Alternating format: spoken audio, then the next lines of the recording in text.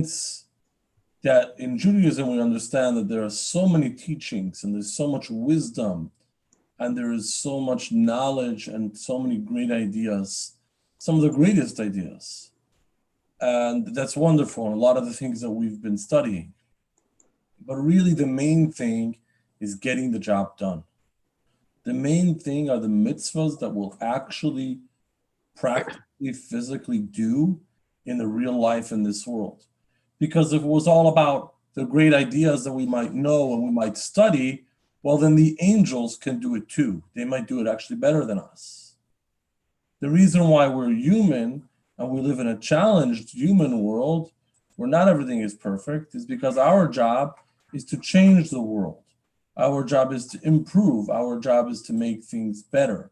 And when we do that, we keep improving step by step. We make the world a better place, ultimately till the coming of Mashiach, till that time when the world will be perfect, when the world will be godly, when all the right things will happen and none of the wrong things. So it's really important that we actually do the mitzvahs. As much as we can study, appreciate, and feel good about so many things in Judaism, the bottom line has got to be that we get the mitzvahs done. Now, the good news is most mitzvahs are not difficult.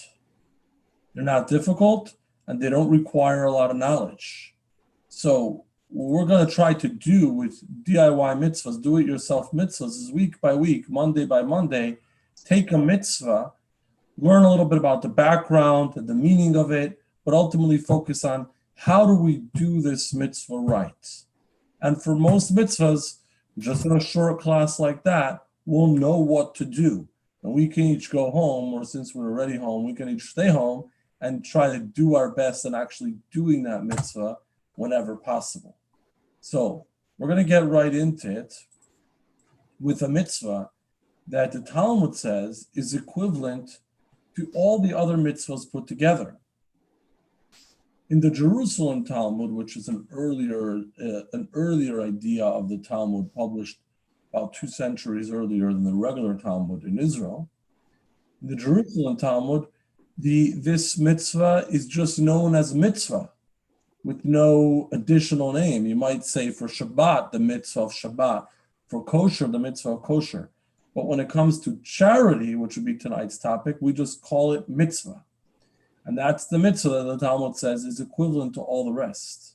It's the classic mitzvah. It's interesting how today when you tell somebody to do a mitzvah, they probably assume you mean charity. Not sure if that's for the same reasons, but it does have an old history where charity was always the mitzvah, the big one that meant so much and accomplished so much. So charity, we have to first understand, is a Jewish gift. It's really a Jewish idea, a Jewish teaching. Charity was not always around. What that means is a lot of people take it for granted today. So today we look around and we understand that societies and civilizations and governments and cooperatives of people should be helping the unfortunate. And that's why we have welfare programs and other opportunities, other systems in place to make sure that those who for one reason or another can't take care of themselves, we're helping them. We take it for granted that happens on a societal and a governmental level. Although obviously there's some political debates about how much we should do that and how we should do that. Ultimately, pretty much everybody agrees that we have some degree of responsibility to look out for those who are weak or unfortunate. We also take it for granted that people should do this on a personal level, that those who could afford should be giving to help others. What we forget is that in ancient times, and even in the great ancient civilizations like Greece or Rome, they didn't take this for granted at all. In fact, they mocked charity and mocked the poor. And they said, if you don't got, too bad on you. And that shows that you're not worth much, etc., etc. But the Jewish idea always was, even in ancient times and preceding these civilizations, was that a Jew gives charity and should be helping others. That's why there's an old line where the miser in town, who had all the money but none of the willingness to share, was getting ready for Passover, for Pesach. Now, what happens on the day before Pesach is that you burn the chametz, any leftover bread, any bits and pieces of the chametz that's left. We burn that in those last moments before the Passover holiday. And there's a custom where people inspect their own pockets for bits and pieces of chametz, of a crumb of bread that might have somehow gotten there, and they put that on the fire too. Well, this miser was doing so very carefully on this day before Pesach, and the rabbi passes by and he says, "You don't have to check your pockets. You're okay whether or not there's bread in your pockets." He was shocked. And the rabbi says, because you're only a Jew up to your pockets. As soon as it gets to your pocket, as soon as it gets to sharing, as soon as it gets to giving somebody else, you forget to be a Jew. The Jewish teaching always was, and always is, that we are a Jew even in our pockets. And even when it costs us, even when we should be helping others, we do we do our best to do so. Now, the Torah tells us a lot about charity. And that's really where we get this idea and this teaching from. It's really where this revolution that we should practice charity. And it's since spread from the Jewish people to pretty much all of society. That comes from what the Torah teaches us. Starting from the very basic mitzvah to give charity, which we can see right here. This is in Deuteronomy. If there'll be among you a needy person from one of your brothers in one of your cities, in your land the Lord your God is giving you, you shall not harden your heart, and you shall not close your hand from your needy brother. You should not hold back, and you should not be stingy and refuse to give to somebody in need. Rather, you shall open your hand to him, and you shall lend him sufficient for his needs, which he is lacking. This starts off with talking about a loan, but we also have reference to giving. Beware lest there be in your heart an unfaithful thought, saying, the seventh year, the year of release has approached, and you will begrudge your needy brother and not give him. And he will cry out to the Lord against you, and it will be a sin to you that you did not help the other. You will surely give him, and your heart shall not be grieved when you give to him. For because of this thing, the Lord your God will bless you in all your work and in all your endeavors. So, charity, somebody's in need, needy person, one of your brothers, somebody in one of your cities, the Torah says, give them, share, provide for that person in need, help them as needed. So that's where we have the very basic mitzvah, but the Torah talks about charity so many more times than that, and really all over. We have dozens of mitzvahs built into the agricultural system, which of course the original Jewish society in Israel was a very agricultural society. And in the agricultural produce, you have all these mitzvahs about giving to the poor, starting from the tithe for the Kohen, for the temple, and for those who served in the temple. There were the tithes and the other portions they were given. But we have a corner of every field is meant to be left for the poor, so you wouldn't harvest the entire field, but you would leave some for the poor people to be able to take. And all kinds of mitzvahs, like if you drop something in the field while you're collecting, you're meant to just leave that behind and let the paupers take it, etc., etc. There are so many mitzvahs that keep coming up about giving to the poor. In fact, when it comes to the holidays, the Torah keeps telling us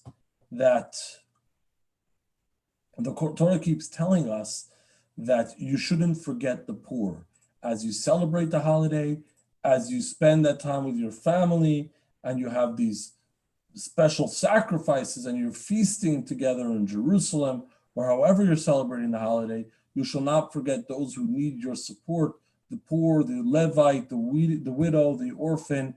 The Torah keeps reminding us of this. And as Maimonides writes, there can be no joy unless we provide joy in the holidays or whenever that might be, also to the poor. And as we read, the Torah promises us blessing for doing this. And that's why, as the anecdote goes, the rabbi came to solicit the merchant for donation to the synagogue or a donation for the poor. And the fellow says, times are tough now. I can't really give. I need to invest all the capital to keep the business afloat and just to get by. And the rabbi says, you're not making a lot of sense. Because a merchant like you should know that if you have a wagon or any kind of a vehicle full of merchandise and it's overloaded and it's got too much weight to travel down the road and get to the destination, so you got to lighten it. But nobody would ever think of lightening the wagon by taking off the wheels. That'll make it a lot lighter. But if you have no wheels, you can't go anywhere. So yeah, I see that you're trying to manage your expenses because times are tough and you're not giving charity, but you're taking off the wheels. You're taking off the component that brings the divine blessing. Don't take out that part. You need that part more than ever. So charity, as we read, actually brings with it blessings to the Jewish people and to all of us for giving and sharing and looking after the poor, looking after the community, looking after the synagogues. Now, it's fascinating that when the Torah talks about Avram, Abraham, the first Jew, at a certain point, God says, I'm going to discuss this with Abraham. Why? Because I've chosen him to be the one to found the Jewish people. And why him? Because I know that he not only does good and does kindness, but he teaches and educates his children and those who come after him to also do good and kindness and share to others. So ultimately, the hallmark of Avram, of Abraham, was his kindness and his giving and his sharing, his charity that he was willing to do, that he was so important to him, that he also educated his children in that very same way. So the other societies, as we mentioned, that originally did not find this important, they've since adopted this idea of charity. But for some reason, they didn't quite get the point very well. They didn't quite adopt the Jewish attitude to charity while they were adopting the actual fact of giving charity. What is that Jewish attitude to charity that they seem to be missing? Well, let's talk about 2 points. The first we could see here again if we switch to the reading, and this is where the Torah talks about giving. And the Lord spoke to Moses saying, speak to the children of Israel and have them take from me an offering. From every person whose heart inspires him to generosity, you shall take my offering. So the strange thing is here is that the Torah says that the people should take an offering instead of giving the offering. What does that mean to take the offering? So the basic understanding here is to understand that that's a reference to the collectors going around to the whole community and collecting that offering, taking it from the people. But it also means that when we give, we don't give an offering, we take that offering. When we give, we are actually taking. We receive more than what we give. Giving is actually the greatest gift we can take for ourselves. As the Medrash says, it was taught in the name of Rabbi Yeshua, more than that which the householder does for the pauper does for the householder. The giver, the established person who gives to the pauper is actually receiving the greatest blessing and the greatest goodness out of his giving. Giving is actually not giving away, but a form of receiving. The other idea in Jewish understanding of charity, of tzedakah, which is very different than the way it's been adopted and kind of borrowed from us, speaks to the very word tzedakah or charity. And we've talked about this before. Tzedakah, this is how it's spelled in Hebrew. You see it right here. Tzedakah. Tzedakah is translated as charity. These are words of the Rebbe. Tzedakah is being translated as charity, but tzedakah doesn't actually mean charity. The actual definition of the term tzedakah relates to its root, tzedek, meaning justice. So if you look at that word tzedakah in the Hebrew, and then anybody remembers a few Hebrew letters, that tzaddik dalit kuf is the root here. Tzedek, justice. The word that we commonly translate as charity actually means justice. And what does that mean? What's the difference if it's charity or justice? So let's read about it here. The term charity denotes kindness and goodwill. In this perspective, the giver feels that he's being kind to the recipient, for it is not coming to him. The funds are mine. I'm giving them away to somebody else. However, out of the goodness of my heart, I help him. But the actual definition of the term tzedakah relates to its root. Tzedek meaning justice. This expresses the act of charity as something just and in a sense required. It's justice. We must be giving. That makes things right. It makes things correct. It makes things just. Firstly, because the giver recognizes the funds are not truly his own, rather receive them from God in order to be charitable. God gave me more so I could give to somebody else. So I make it just. I live up to my responsibility. I live up to what's right by sharing with someone else. Additionally, the giver appreciates that if he is praying and requesting of God that he be granted blessing, he must also give something to God. He must give charity to justify his requests.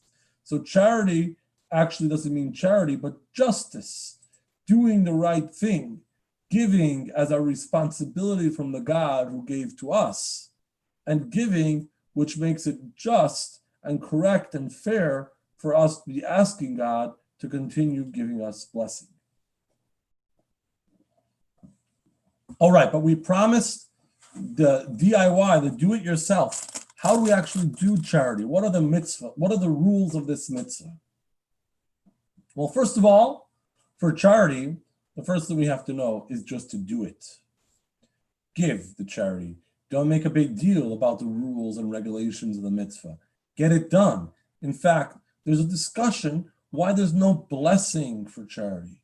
We know when we do mitzvahs, we say blessings. We say Baruch atah Hashem Elokeinu melech haolam, Asher kitshanu b'mitzvotav, who commanded us. When we put tefillin, we say he commanded us to put tefillin. When we light Shabbat candles, we say Asher kitshanu b'mitzvotav, he instructed us, he commanded us to light Shabbat candles. We say all these blessings for each mitzvah we do, the Hanukkah menorah, whatever it is. Why is there no blessing when we give charity? Why don't we say Baruch atah and thank God for the mitzvah of charity? Well, there are many different explanations. And one of them is that when it comes to charity, that poor guy, he's just hungry. Don't make blessings. Don't get all busy now making prayers, blessings, and all kinds of other things. Just give. Just make sure to get it done. So the first thing we want to know about charity and the rules of doing it right for our DIY course is just do it. The same is when it comes to sincerity and our motives for giving charity. We might feel insincere about it, but we should still be doing that. And I say this in reference to a story, an old Hasidic classic that brings out this idea. Let's bring it up and on this little video clip, and we can all enjoy it. Where are we going here? There we go.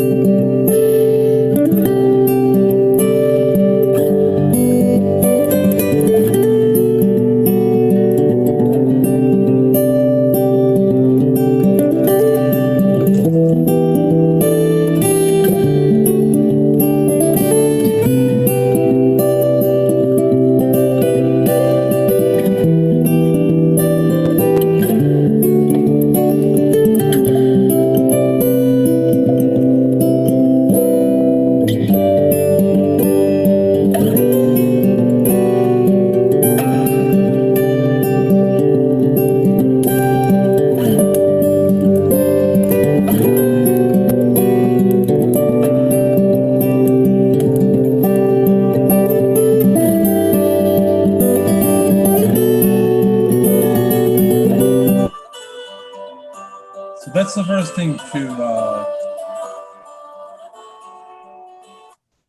that's going to be the first thing to remember about charity and its rules. Don't get caught up with the rules. Don't get caught up with your feelings about it or your sincerity about it. Make sure to get it done.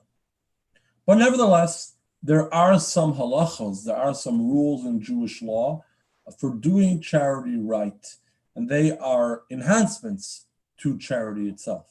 Let's look at some of those rules. First thing to understand is that charity applies to everybody. Every single one of us should be giving charity, not only for great philanthropists. In fact, even the poor should be giving a little bit to somebody else. Even those who are receiving charity should be sharing a little bit from what they possibly have, just at least to fulfill that mitzvah of charity. Now, how much charity should we give? How much charity should we be giving? Well, in Jewish tradition and in Jewish law, based on the Torah's mitzvah of the tithing, the 10%, we should be giving a minimum of 10% of our net income, after all the taxes and everything else is accounted for. We should be giving that to charity and to religious Jewish divine causes. And when we do that tithing, when we do give that 10% to charity, we know the Torah promises us that actually brings us great blessing. We have that in the Talmud, and I'm just going to show you a little bit about how that works. How do we get this idea that tithing, which seems to be really a lot to give away, 10%, brings blessings and brings wealth? Well, if you look here, you see these words of the Talmud. Amar Rabbi Yochanan. Rabbi Yochanan said, "My dichsiv aser to aser." What is the intent of the verse? Tithe you shall tithe. That says it twice. It doesn't only say tithe or you shall tithe, but aser to aser. Tithe you shall tithe. It's repetitive. But that's what the Torah says. Now, the Torah does this quite often, and each time there's a reason, there's something going on that we're being taught here. So Rabbi Yochanan translated it this way: tithe, which means aser, in order that you shall become wealthy, tit asher. He plays on the words. Aser to aser, tithe you shall tithe. Tithing, aser, in order to tit aser, but not only to aser that you shall tithe, but tit asher, the same word as ashir, a wealthy person. You shall tithe so that you shall become wealthy. When you give the tithe, the Torah is promising and encouraging us and actually guaranteeing us that will bring us additional blessing. So we need not fear that great expense of tithing and giving so much to charity, because that brings blessing. What's the maximum we should be giving? Well, in Jewish law, the maximum is considered 20%. For a regular person, you should be giving 10% and not more than 20, because that would be irresponsible to not be holding on to the funds we need for ourselves. Now, there are some exceptions to this. First exception we need to know about is somebody who is fabulously wealthy. A multimillionaire need not say, well, I can only give 20%. I'm going to hold on to the other 80 in case I don't have bread to eat. That obviously doesn't apply. The average person should not be giving more than 20% in order to secure his own future, but somebody who is fabulously wealthy can obviously give more than that. And it's beautiful that today you have some of the big billionaires who've signed on to giving pledges and things like that, where they're giving more than 50%, sometimes a lot more than 50% of their fortune away. And of course, they can afford to do so, and they should be doing so.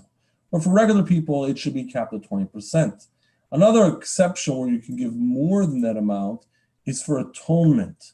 Sometimes somebody did something wrong in earlier in life, or whatever it was, they sinned and they feel they want to make up for it. They want to contribute to change and rectify what they did wrong in the past. And that's encouraged in the Torah as a way to reconnect to God by doing good for others, by giving charity. And for that purpose, we could even overstep that limit of 20%. But again, the regular rule would be up to 20%. Now, what are the priorities? Suppose I'm giving 10%, to charity. That's, it's expensive for me, but ultimately that's not so much. The funds are going to run out. So who do I give first? There are so many causes. Every day I'm getting appeal letters, I'm getting messages, GoFundMe campaigns. Who do I give to first? Well, we read the verse earlier that says, your brother in one of your towns, in your cities. That is hinting to us that the first person we give is our own relative. If we have a relative in need and limited funds for charity, we should be giving that relative, that family member first, followed by people in our own town, followed by the people in our own general society, and until ultimately all needs everywhere if funds are still available. So in terms of who gets it first, in terms of priority, we give priority to those closest to us. That's what the Torah teaches us. Of course, the cause itself could be a priority. It would be more important to give to help save somebody's life than for another cause. A very important cause is also considered the study of Torah, supporting Torah study and Torah teachings, supporting a synagogue, etc., etc. There's also an order of priorities when it comes to the causes that we give to. And in a way, it's a shame that in today's day and age, there's so much charity going on, which is beautiful, but a lot of organizations might collect and conduct drives and all kinds of things, and they'd be granting that money to all kinds of faraway causes, to other places and other people and other needs, whether they're saving the whales or something else. And that's beautiful things that they're doing, but we should be investing our limited charity dollars first closer to home, to those among us who need it most. That is our first responsibility. Now, is there a better or worse way to give charity? It turns out that there is. Let's read this in the Rambam, a famous passage where Rambam Maimonides tells us some rules and some preferences, shall we say, for how to give charity. There are 8 levels in charity, each level surpassing the other. The highest level, beyond which there is none, is a person who supports a Jew who has fallen into poverty by giving him a present or a loan, entering into a partnership with him, or finding him work so his hand will be fortified, so he will not have to ask others for alms. It's much more beautiful and greater to teach the man how to fish than to give him the fish. Helping someone get their own job or start their own business, going into a partnership with them, lending them the capital, whatever it is that helps them get on their own feet, that is the most important type of charity. A lower level than this one is one who gives charity to the poor without knowing to whom he gave, and without the poor person knowing from whom he received. This protects the poor person from embarrassment and also protects the giver from becoming overly haughty from it. So giving to charity in a way that people don't know that you gave, and they don't and you don't know who receives it and they don't know who gave it, that would be the most beautiful and special way of giving. This type of giving was exemplified the secret chamber that existed in the temple. The righteous would make donations there in secret, and poor people of distinguished lineage would derive their livelihood from it in secret. A level close to this is giving to a charity fund. A person should not give to a charity fund unless he knows the person managing it is faithful, wise, and capable of administering it in a proper manner, as Rabbi Chanina ben Trajan was. So giving anonymously, giving without the recipient knowing that it's me and without me knowing who the recipient is, to protect everybody's privacy, can be done through a fund as long as we trust that fund. A lower level than that is an instance where the giver knows to whom he is giving, but the poor person does not know from whom he received. An example of this with the great sages who would go in secret and throw money into the doorways of the poor. And the poor people would never know who the benefactor was. This is a worthy way of giving charity. It's a good quality to express if the trustees of the charitable fund do not conduct themselves appropriately. So you can't go through the fund because you can't trust their management. Well, then you can anonymously drop off the funds for those who need it. A lower level than that is the reverse. Is an instance where the poor person knows from whom he took, but the donor does not know to whom he gave. An example of this were great sages who would bundle coins in a sheet and hang them over their shoulders, and the poor would come and take them so they would not be embarrassed. A lower level of that is giving the poor person his hand before he asks. Now we move on to directly giving to the poor person. But you see that homeless person, you see the person in need, and you take initiative and go over and give them. A lower level in that is giving after he asks. A lower level in that is giving him less than what is appropriate. You should have really given him more. But at least you gave, and you gave what with a pleasant countenance. A lower level than that is giving him with sadness and not doing it with a smile and with the right attitude, which is important too. So we've seen different ways of giving charity, and they're all part of the mitzvah, but there's always a better way that we should be striving to do. Another important thing about tzedakah, about charity, is that it's appropriate to give charity every day. It's appropriate to give charity actually before we pray and before we come to ask God for our needs. We should be helping those who God cares about, the poor. We should be helping them before we ask God to help us. But we should be giving charity every day.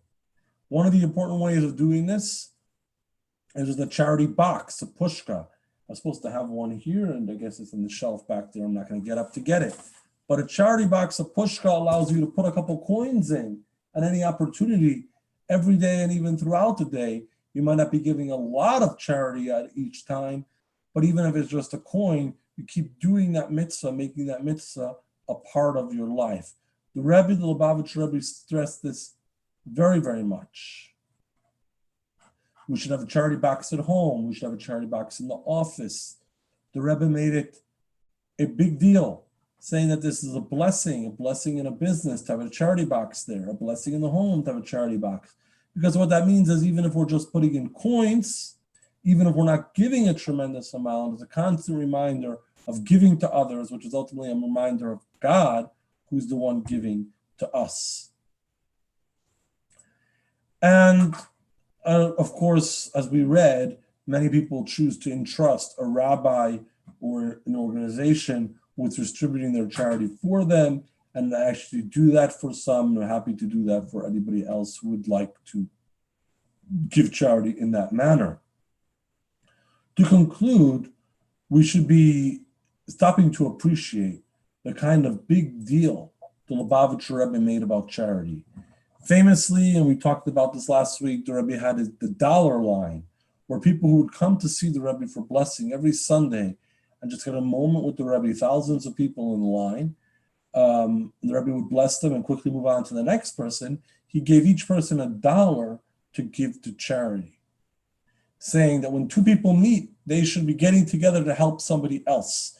So to encourage the giving of charity, he gave the people who came to see him $1, said, you give this $, add some of your own, keep giving charity.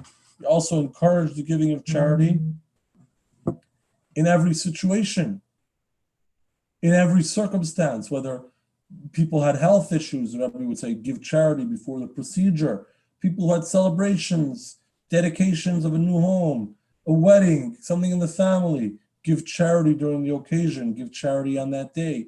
Constantly give charity, again, even if it's a small amount, to bring blessing into everything that's going on. And ultimately, this has its roots in the Talmud, where the Talmud says that charity is such a great mitzvah because charity makes the Mashiach come.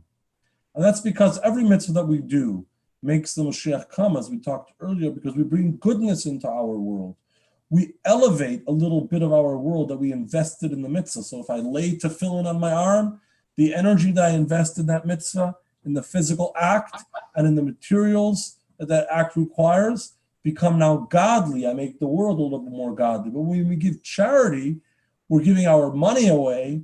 That means we're giving away the work we did, the career that we have invested in, the education that we put into that. We're giving away so much more to charity, to the mitzvah, to the godly cause, than with any other mitzvah. So charity and constant charity is a surefire way to bring about and speed up the coming of the Mashiach. Let's hope and pray that shall be very soon.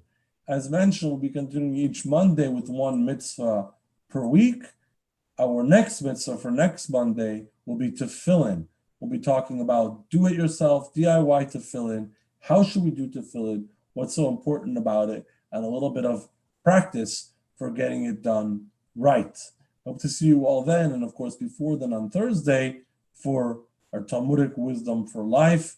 Please do join us. At this point, I'm going to end the live